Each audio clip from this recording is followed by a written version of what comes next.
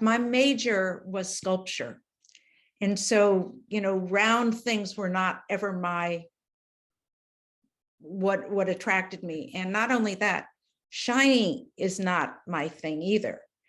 And while I love and admire a lot of blown work, I think a lot of you know of Dale Chihuly, who everybody who works in glass owes a huge debt of gratitude to Dale, because he's the one who basically opened it up and let the world know about contemporary glass. So. Okay, great. There are a couple of comments. One person commented that Seattle has or actually I guess Tacoma has a wonderful glass museum. It does. Yeah. And actually Dale Chihuly was instrumental in getting that built. He's from Tacoma.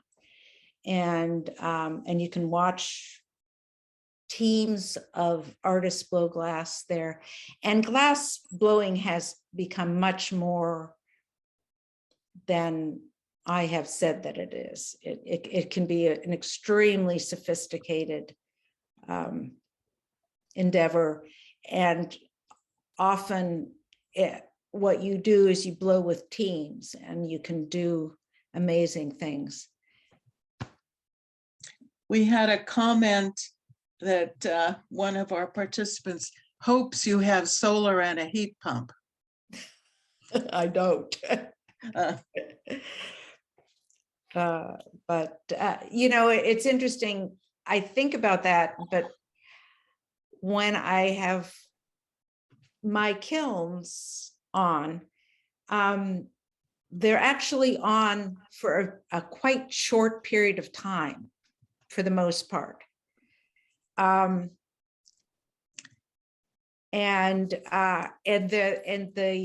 they don't go as high as a full fuse or glass blowing, which is the furnace at glass blowing is over 2000 degrees, and then the furnace has to stay hot all the time. You can't let it cool.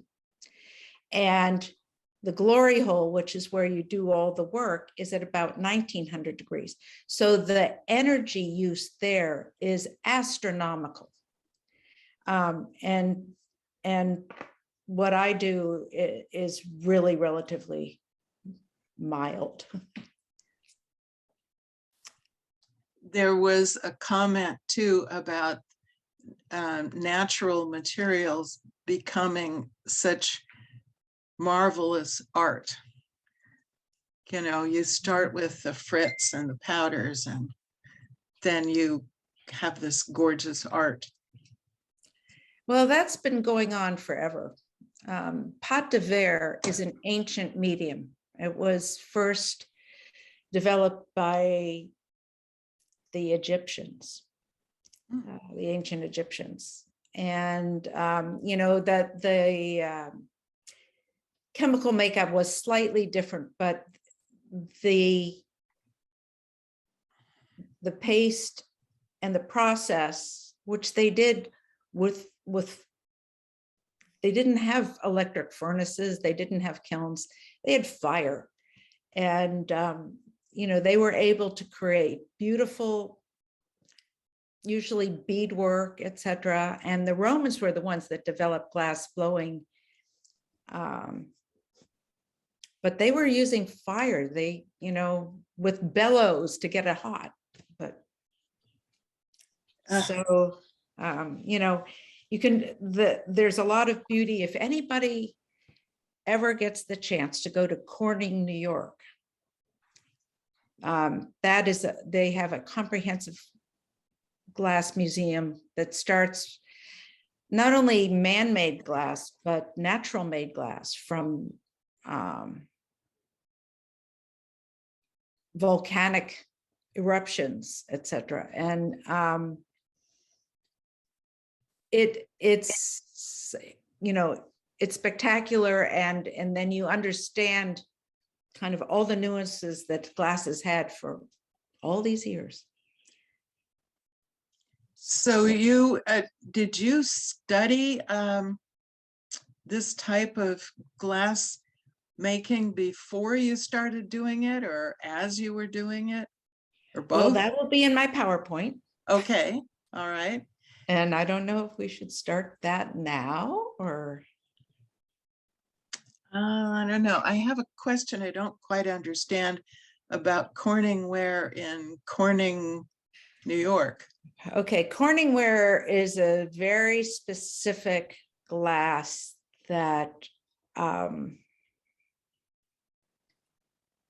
was able to withstand thermal shock.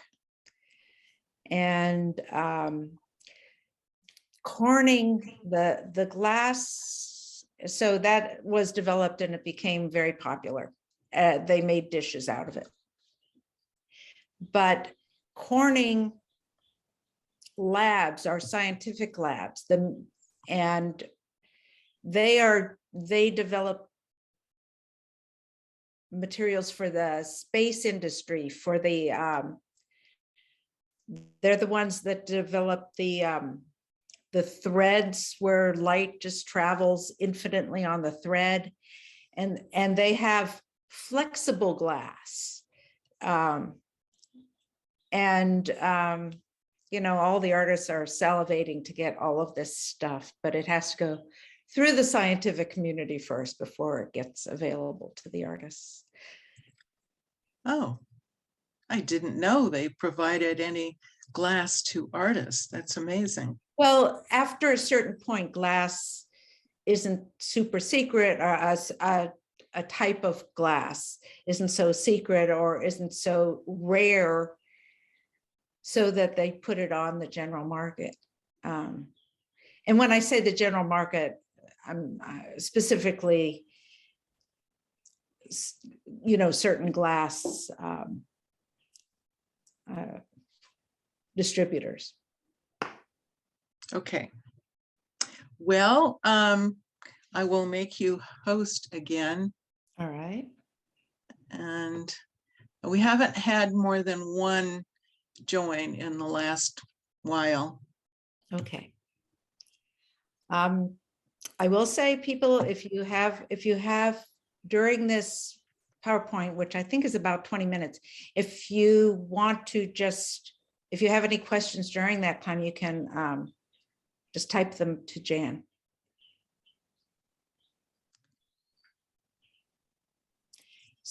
So Jan, are you going to stop me periodically if you get? Yeah, I'll do that. And go ahead and just type the questions to everyone so we can all see the questions. Okay, so should I start? Go ahead. Okay. I'm starting with a sculpture that I did as a student at the University of Michigan. I got my BFA with a major in sculpture. And so glass was not a part of my world, except that I was very aware of glass and of stained glass specifically. I grew up in Pittsburgh, Pennsylvania, and my parents would take me to concerts at a place called Heinz Chapel. And Heinz Chapel had the most magnificent stained glass windows. And I really should find out who made them, where they're from. I'm sure it was turn of the century stuff. But it was spectacular colors. And while I was totally bored with the music, you know, I could watch the stained glass. So I was aware of that. Also, the other thing that happened as a student, I was a waitress at a restaurant that had original Tiffany lamps. And those were wonderful. And then the restaurant had a fire.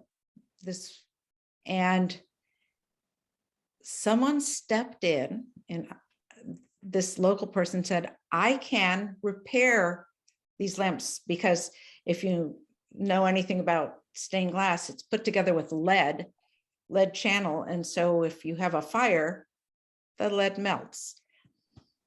And I was pretty impressed with that concept. Oh, you can just put these things back together, or you can put things together or recreate them. So anyhow, it was pretty exciting to me. So I did, after college, I apprenticed to a stained glass studio, an architectural stained glass studio in Denver, where my husband was doing training. And then I struck out on my own, doing site-specific stained glass pieces. And I loved the idea of being able to control the light in a room to, depending on the glass, your eye stops at the glass like at the stones, or your eye sort of travels through like in the water, or it can completely travel through if you leave it clear. So it was, even though it's a flat medium, it creates dimension. But I was still not happy with that ultimately, because I was given glass. I had to choose the glass. I had to cut the glass. I had to put it together. I didn't feel I had full control of it. So I went to California College of Arts and Crafts, now California College of the Arts, to take some graduate courses in glass. They had a glass program. And in this example, I was able to work with vitreous paints, which was painting on the glass with a glass paint that fired on, became part of the glass, could sandblast it off, could form the glass, and started to feel I had more control over my process and my product. However, I have always, I did site-specific work as stained glass, and I have always continued to do site-specific work. So this was one of 8 panels around the office hub at what is now the animal shelter at Lake Elizabeth in Fremont. There are 8 panels, and it's a Canada Goose sequence. And the Canada geese are in residence outside this animal shelter. And so these are about 39 by 39, each of the panels. This is in an imaging facility, and you enter, and then 6 feet away, there's this curved wall. And so the question is, what can you do with this curved wall in an imaging center? So I thought about it, and this is a glass that I don't usually work with. This was a scientific glass, now used, used in the art community. It's called dichroic glass. And the thing about dichroic glass is that the shadows are different colors than the glass itself. So you have to understand the shadows to understand the glass. And I thought that that was appropriate for imaging when you're looking at, whether it's an X-ray or an MRI or a CT, whatever, you have to understand shadows and the thing itself. So that was, so that's fusing. Some of you may remember this. This is also fusing. So it's cutting glass, but it's firing it together to create its own, a single piece. And my granddaughter, when she was 5, had done these drawings that I thought were some of the best things ever. So I wanted to recreate them in an adult medium. And what I found is, so much of the time, it's the medium itself that is what people see, and then they can appreciate everything else. So people, you know, this is artwork that on regular tear off paper would be on somebody's refrigerator. But when it's in an adult medium, it's it can be on a wall. I've done a lot of casting of different kinds. So I've done and I work generally in series. So one of my series has been mortars and pestles. And the why of it is, first of all, glass is alchemy. It's the true definition of alchemy, that it changes its properties with heat. It also is an analogy of what we have to do to make alchemy work. You know, it's we have to grind our, you know, our chores. We have to do them in order to make that alchemy. And it also is a male-female discussion, I guess. This one, this pair on the left, the black one, is actually pale gray plate glass. And the pale green one is clear plate glass. So when it's cast, it changes its properties. And that, to me, you know, the idea of being able to change your properties with heat is I mean, this is the ultimate baking. This was a response of going to Japan. And this is clear. This is also clear plate glass color, but it's much thinner than the mortars that you just saw.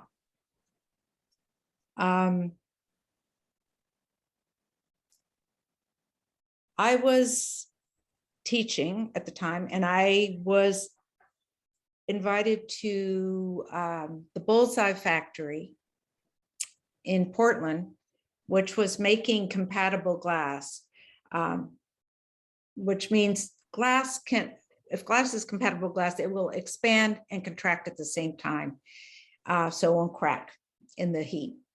And I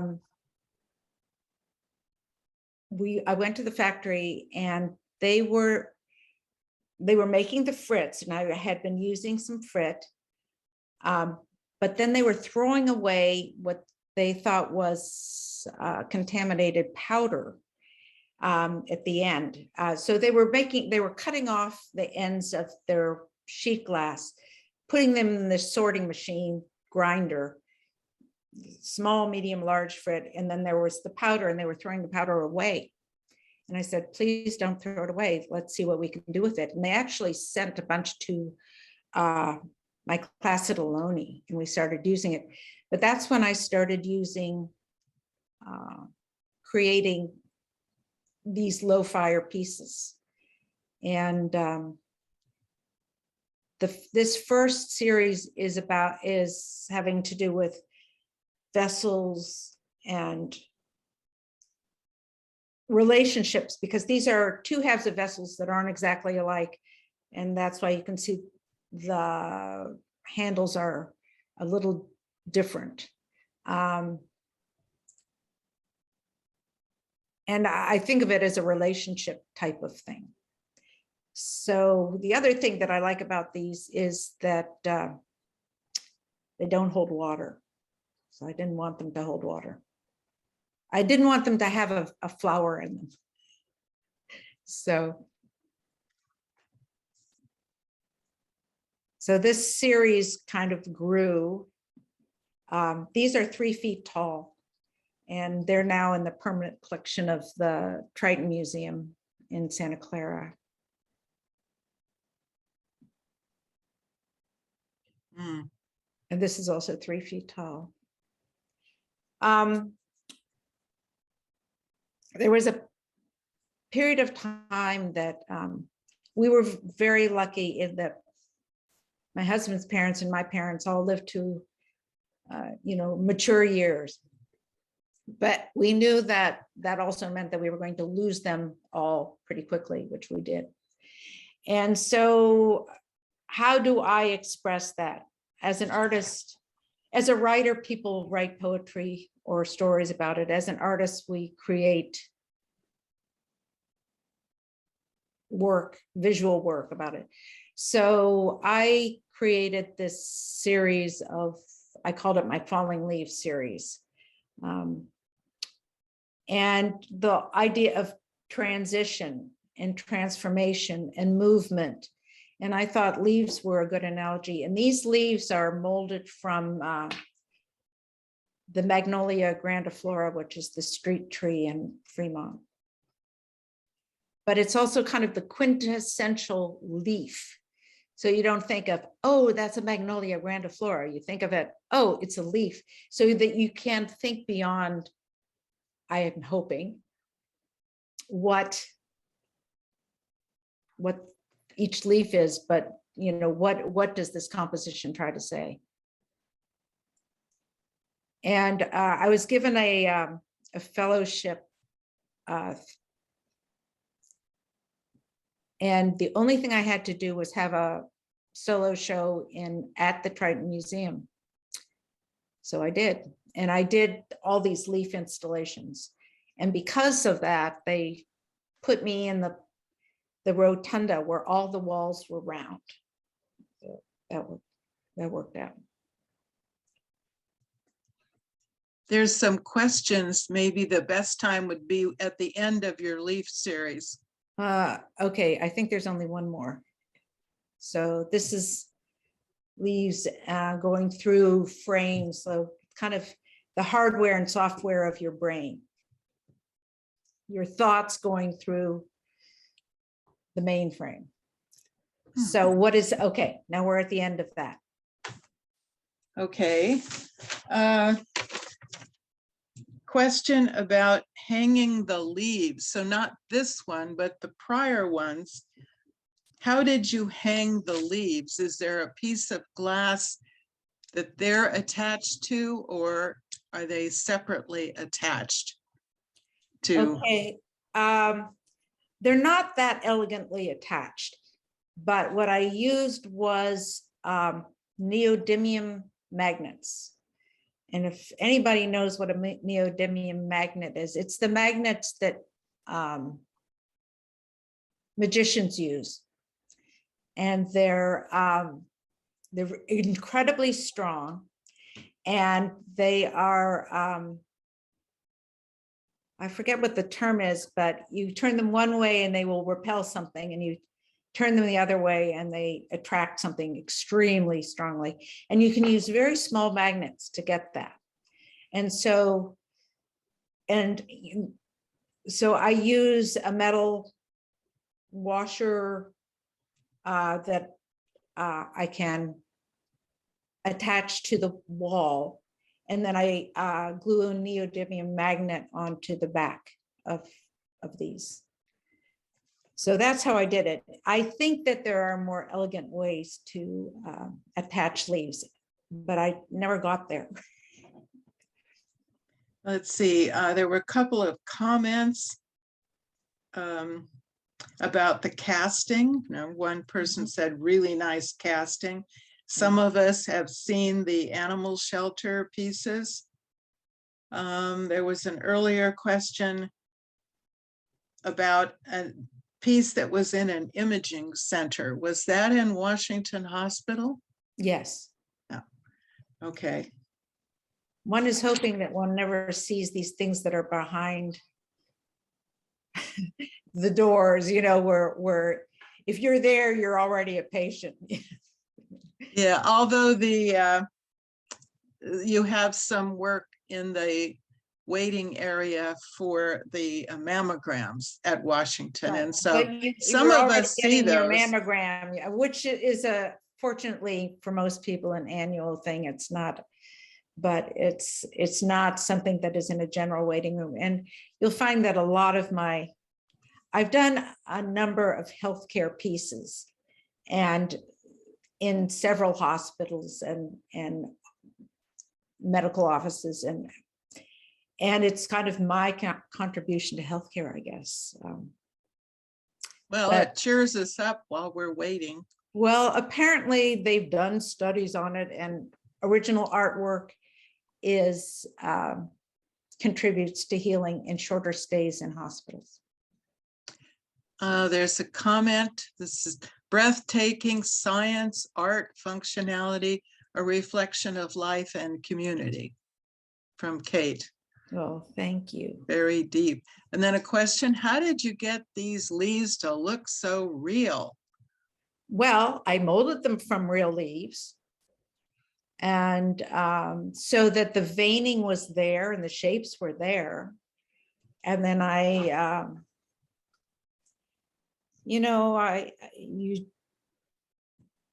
let's just put it this way. These are not my first attempts. So it's a process. It's a process. Life is about learning. You can't say I have learned, though every once in a while I think I am so tired of learning. I'd like to just do it and do it right. But life is learning. So that being said, I probably have a couple boxes of leaves that I've rejected. Oh. Yeah. Elena says, I liked the X-ray assemblage because they were lovely colors. Thank you. Well, I'll tell you, dichroic glass is fabulous, but it was originally developed to be on the space shuttle to reflect the light from, I guess, the sun. And now it's used, it's used also by the art community. But it's, and it is, so I think it wasn't developed to be beautiful, but using these rare earths that it's coated with, it's beautiful. And that's all natural stuff, So. Well, Michael answered the last question, Michael Rifkin, by saying Susan is really great at her craft. Well, thank you, Michael. All right, shall we move on? Yeah. Is there more? No, the next one is Kate is saying amen to Michael. Oh, okay, thank you. Well, Michael has a fabulous gallery in Texas. Oh. Okay, so I was doing all of these things, and if you notice, I was very clear about what colors I wanted where. And what I had was all of these leftovers, because you've got to mix enough color so that you make sure you have enough color, which means you have to mix too much color. And so what you don't see is that when I was after college with a group of people who we had all become vegetarian, we opened a restaurant in Ann Arbor, and I decorated it with quilts that I had gotten from great aunt Edith would have died, and there was a yard sale, and I was collecting these quilts, and they were wonderful. They were beautiful pieces of art. They were just being basically given away, unappreciated. They were taken from remnants of materials or clothes that had gotten holes in them, and then they had been repurposed, the original recycled art, into these beautiful works of art that were also functional. And I thought that, all of a sudden I can use these and make what I call luminous quilts. Use my leftovers, my remnants. And so this was my first luminous quilt, and it's about 4 feet by 4 feet. But I also wanted to have the idea of transition in it. So, because that's a theme that's gone through my life. And so they're transition from dark to light and from one color to another. Continuing this transition. But ultimately, when you're commissioned to do things, you have to mix more colors. So this kind of thing is an ongoing issue, you know, accumulating leftovers. But this was a commission. And trying to see where and how I put my shapes. Like these were slightly more random. They're not perfectly square. They're not the same size. And it gives a different dynamic. And I'm trying to, you know, understand that. I was asked to do a 4 seasons quilt. And this is not the 4 seasons quilt that was the original one of the series. But I decided, you know, 4 seasons, there's not really a beginning and an end. It's a cycle. So you go through that cycle of spring to summer to fall to winter, back to spring. And so I was hoping that the outside would give you that narrative. And the inside is the intensity of the 4 seasons. So I wanted it hung in this way. So this was the original 4 seasons quilt. It's in a home in Arizona.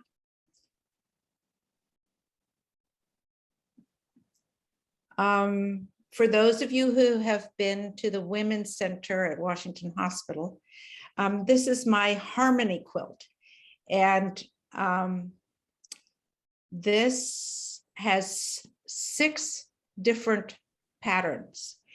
And each one of these patterns could be a whole quilt in itself. But when you put them together so that they interact, it becomes a much more dynamic design. And I felt that that spoke to the makeup of our community, which is basically a majority community. And we are more dynamic for that. This is a close-up. So each one of these squares is made up of many pieces that are individually fired and then put together and then refired. So that's my process. For this, for many years, I did have an assistant, by the way, because this takes time. This is in a waiting room, a medical waiting room, and I was asked to make something as calm as possible. So I was for me, looking at the sunset over water is probably the most calming thing for me. So this is what I did. And I started doing these strips to make the image. And this was for someone who wanted a reminiscence of their trip to the Grand Canyon. But again, I found that the strips started talking to me. I really liked that. I was invited to a residency in northern Scotland, Caithness, and it was a dramatic place. There is a glass school there, and it's run by the Scottish Arts Council, trying to rehabilitate this very depopulated area. And they have these black slate cliffs, hundreds of feet high, looking out over the North Sea. And then the sky when I was there, and I guess this is the summer sky, all these roiling clouds. But every once in a while there's a breakthrough and you can see beyond the clouds. And here it's a little hard to see, but there's pink right here. And So this was like about 11:30 at night because I was there in the summer. It doesn't, sun sets, 11:30, 12 at night. And comes back up at 3:30 or 4 in the morning. This is probably a good time to ask. Question is, There's does the Pate de Verre always start with strips when you do it? no, like the leaves were our Pate de Verre. Okay, So no. okay, thanks. And no, it's just that something that I'm enjoying doing right now. Everybody does their own thing. So this was this particular area of northern Scotland became populated in the clearances, which was between 750 and 850, when the landlords in the inland decided that they had better use for the land than their tenant farmers, and they literally burned them out. And some of them went over to Nova Scotia, which is Gaelic for New Scotland. And some of them went over to this Caithness coast, and they had to decide what to do. They'd been farmers, and they were looking at this sea and deciding, making decisions. And the decisions were going to become herring fishermen. And they had a very productive community. So you see the little houses here because they were built of that same slate. They were just part of the land, and they were just kind of plopped on this slate landscape, treeless. Sometimes at the edge of a cliff, sometimes down by the water. It was very dramatic, very windswept. People had to really make decisions to stay there. And I, was very admiring of them. When I was there, I never got out of Pullertech. The young women who were helping us, the locals, were in short sleeves. Okay. Yeah. I was asked to do a quilt in kind of the idea of a garden. So this is what I came up with. And now I'm not finding, okay. And then someone else saw that and liked the design that I had, but wanted it in the strips. So this is more of a reflection, but I use that same basic design. But depending on how one does it, it looks very different. I was asked to do some work for the new tower at Highland Hospital in Oakland. And I was given the med-surg floor, which is the 10th floor, and nobody will ever be able to see this who doesn't go up there as a patient. So they asked, they went through all my stuff. They asked for sunrise, sunset. And that makes sense because you're making some big changes when you're on the med-surg floor.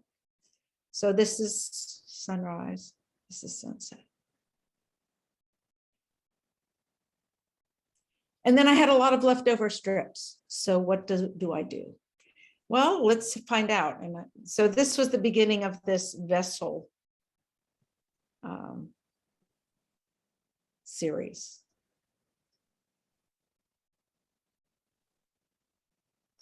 This was the influence. I'm influenced by sunrises and sunsets. They never get old. But I'm also influenced by my travels, and this is from the Galapagos. And this is from Newport Beach. Took a lot of pictures of surfing, of waves. My son is a surfer down there, so.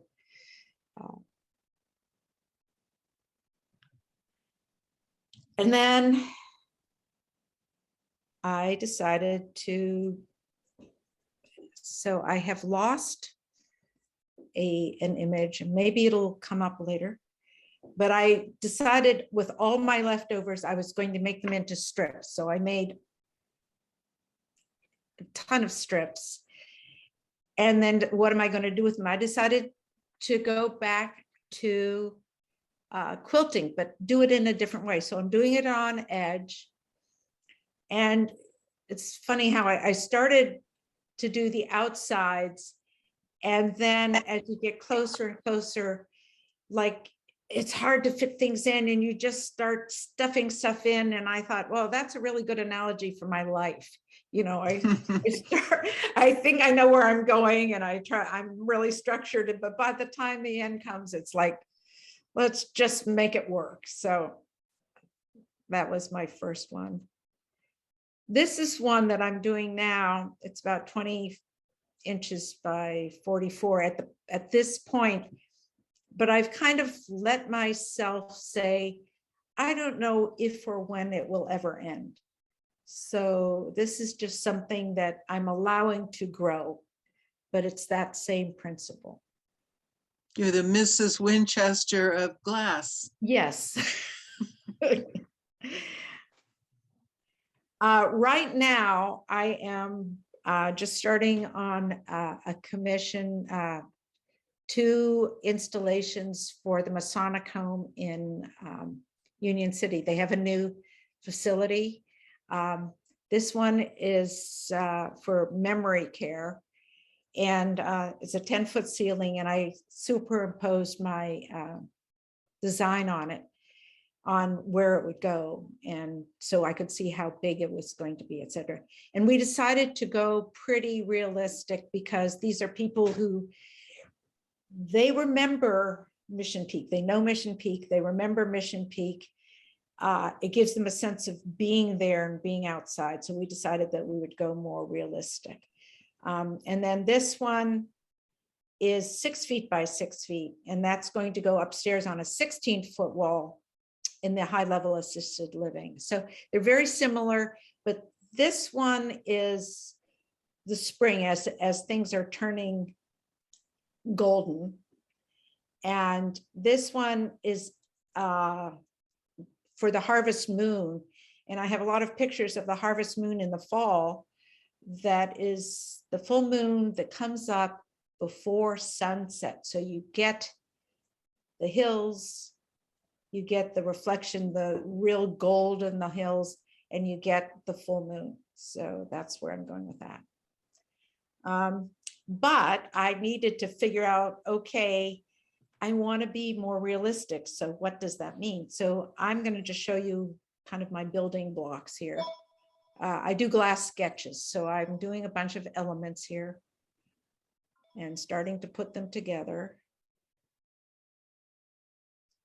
And so this was my glass sketch. It's about 15 inches high, but now I know where I'm going. So, you know, I'm working with the sky a little differently than I'm working with the hills, and the greenery is different than the water. So I just needed to understand for myself where I'm going. And, but I continue to be inspired by nature. Has the best canvas of all. So that is it.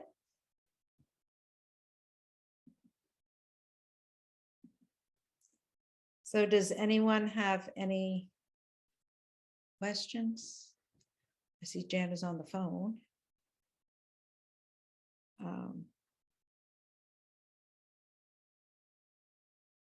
Let's see. Okay.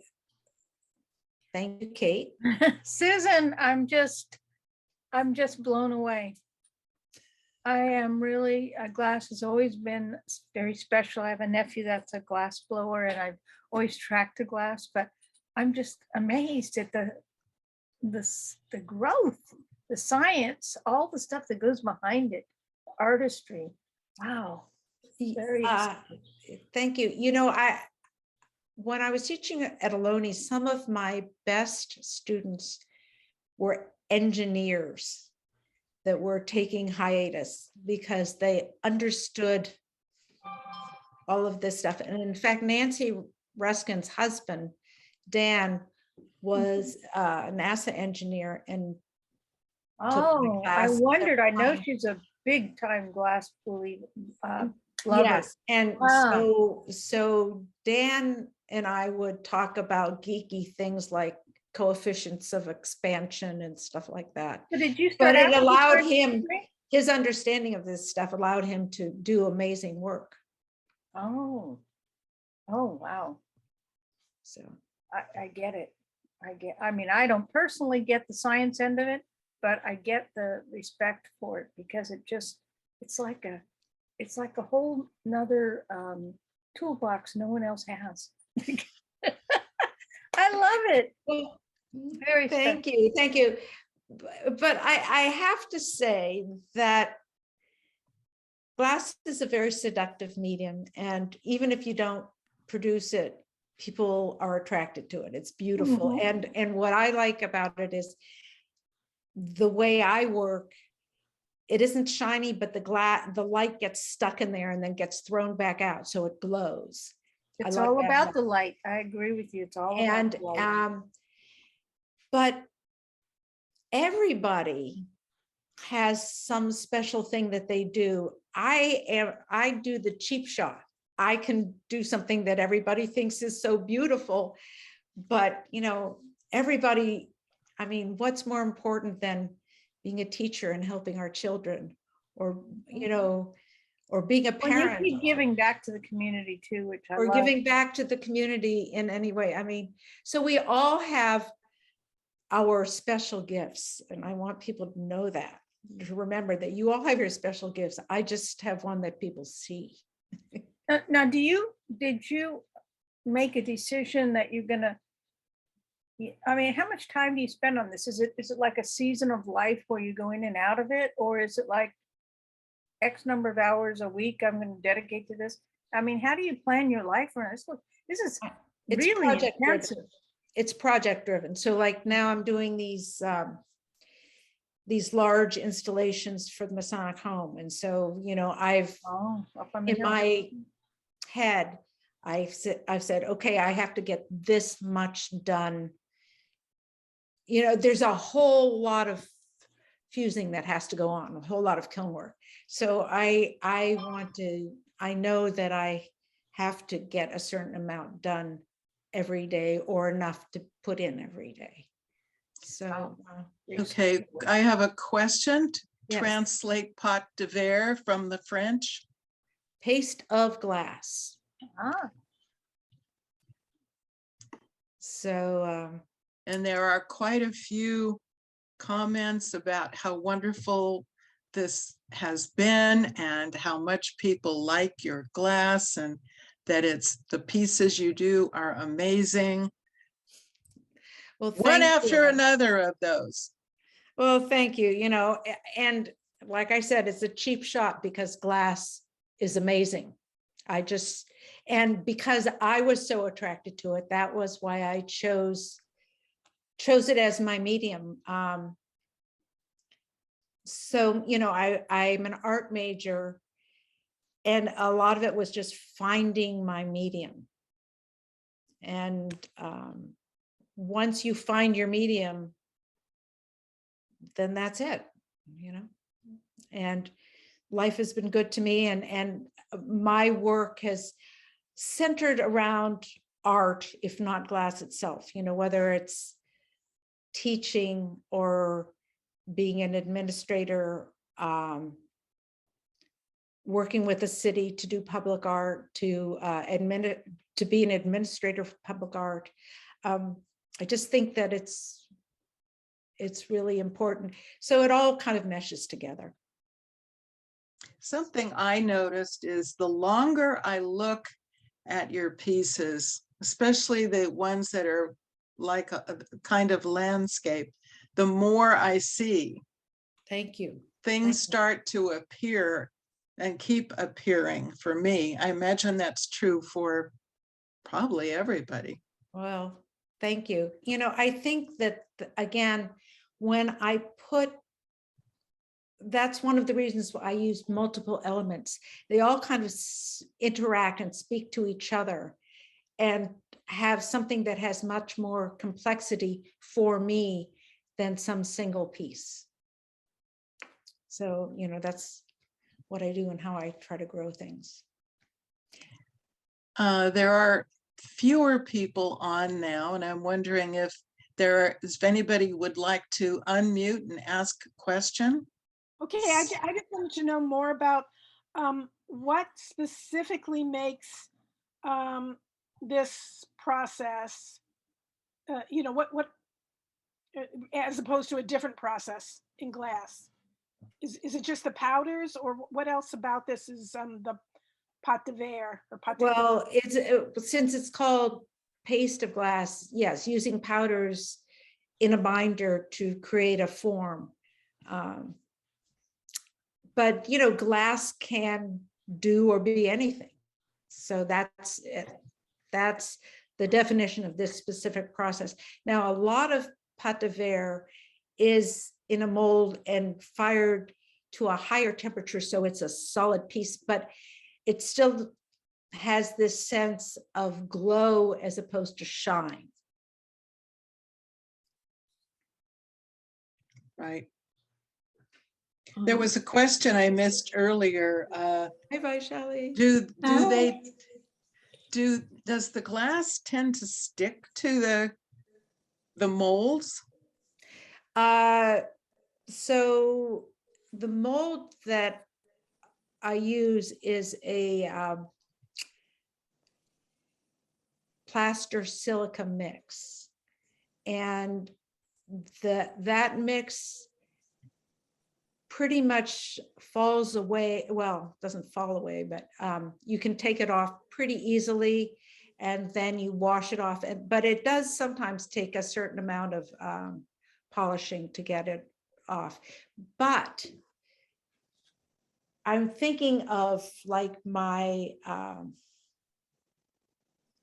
my mortars and pestles, which are completely, that's a high fire casting.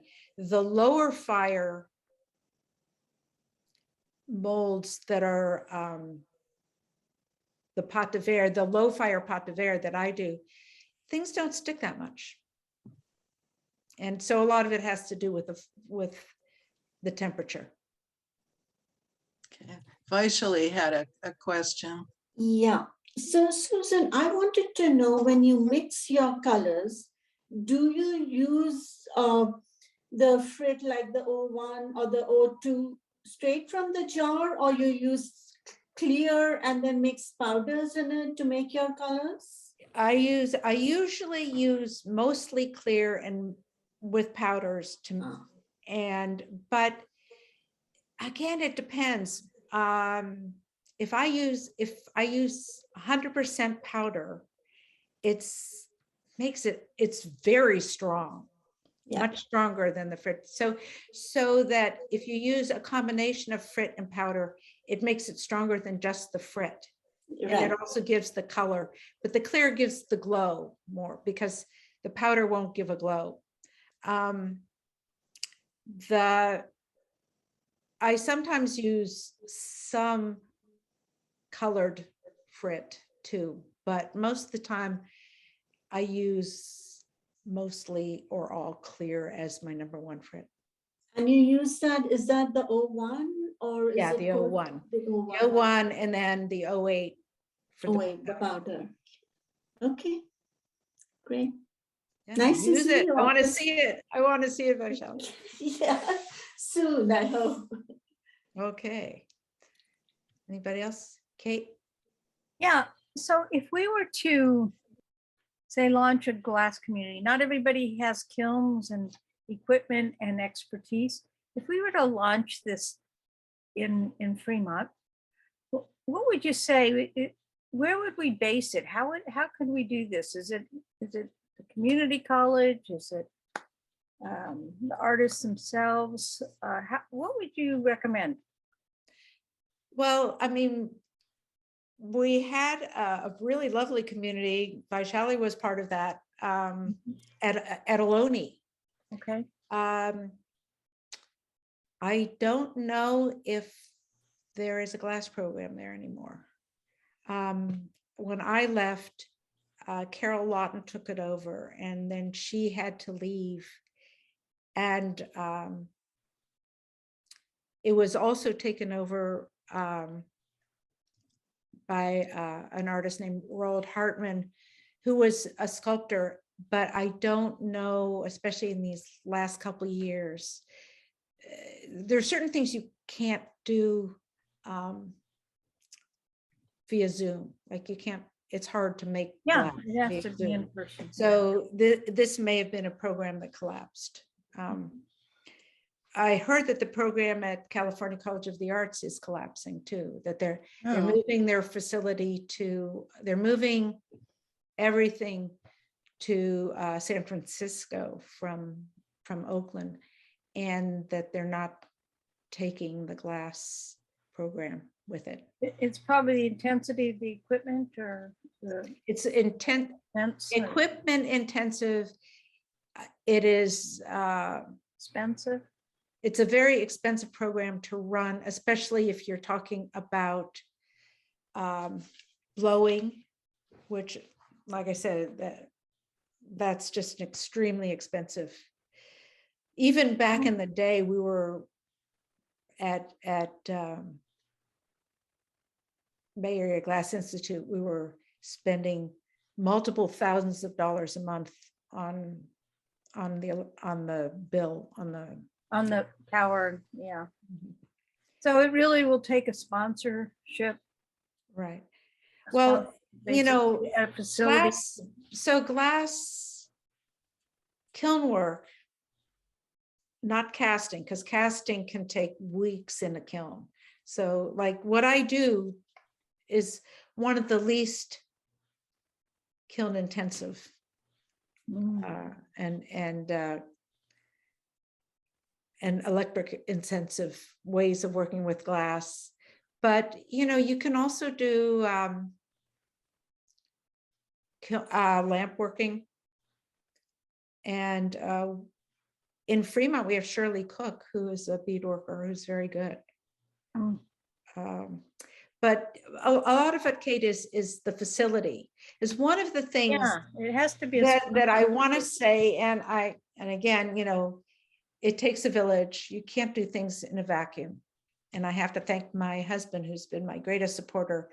And I had rented a commercial studio. When I found out I was pregnant with twins, we built a studio behind the house because I knew I wasn't going to get to that commercial studio.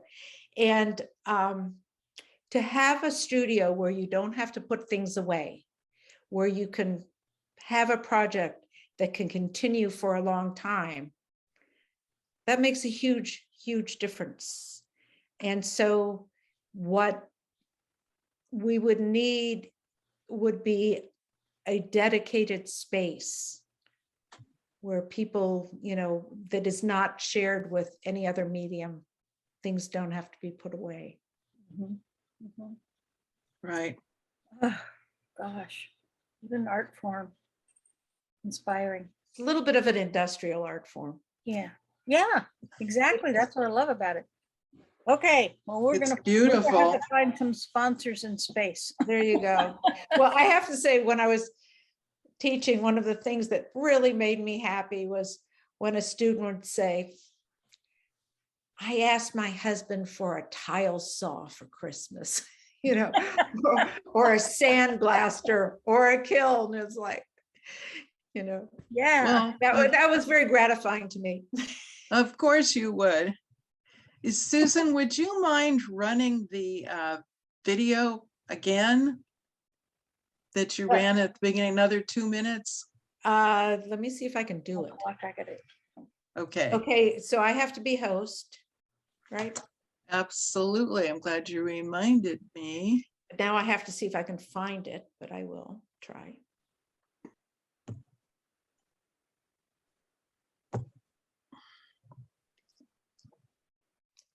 Okay, I'm the host now. Okay, let me see if I can do something. Okay. Yep, we still have 21 participants and Okay. a few might Okay, have. so no, but let me, Oh, okay, there here you we are. go.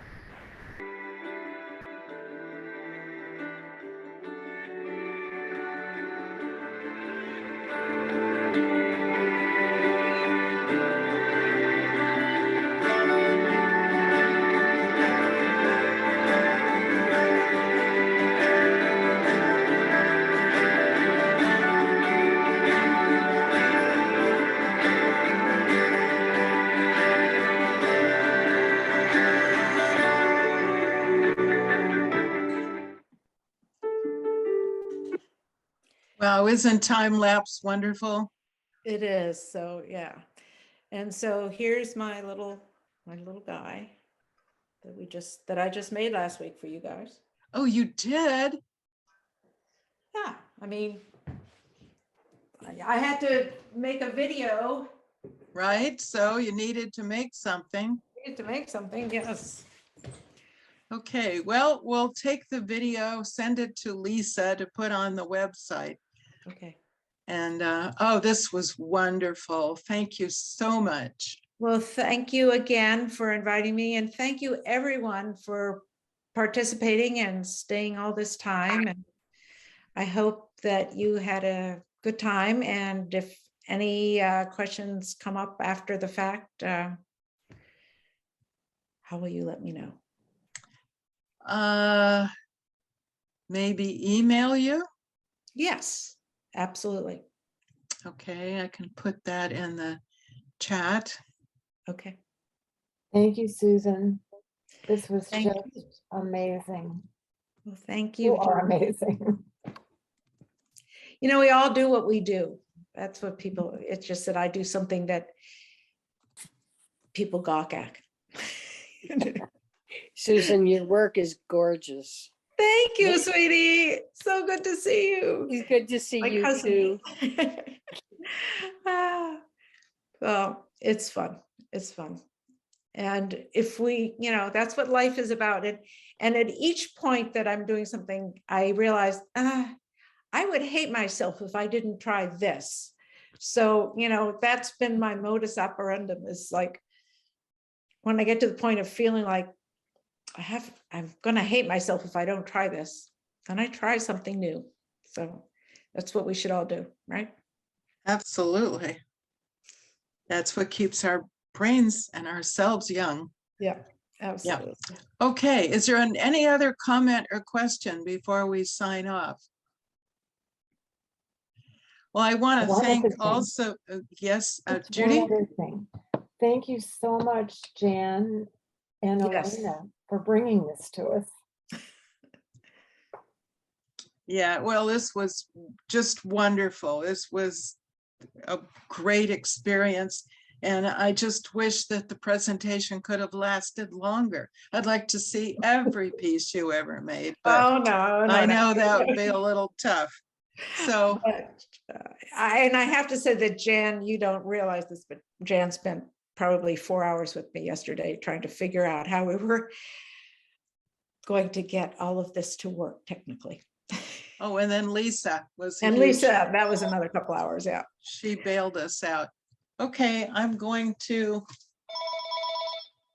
end this then. And thank you again. Thank you all. Thank you all. Have a great day. Yeah, Bye-bye. what a fun morning this was. Hey, take care. Bye-bye. Thank you.